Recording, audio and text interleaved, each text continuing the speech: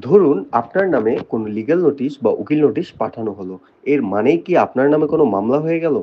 ব্যাপারটি আসলে এমন নয়। ভয় পাওয়ার কোনো কারণ নেই। কারণ উকিল নোটিশ মানে কোনো মামলা নয়।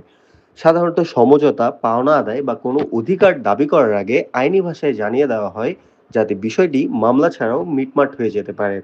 কেউ যদি আপনার নামে কোনো উকিল নোটিশ পাঠায়, সেক্ষেত্রে আপনার করণীয় কি? চলুন জেনে নেওয়া যাক। প্রথমত, উকিল নোটিশটি ভালোভাবে পড়ুন ও বুঝতে চেষ্টা করুন। কারণ অভিযোগের ভিত্তি আছে কিনা তা যাচাই করতে হবে আপনাকেই।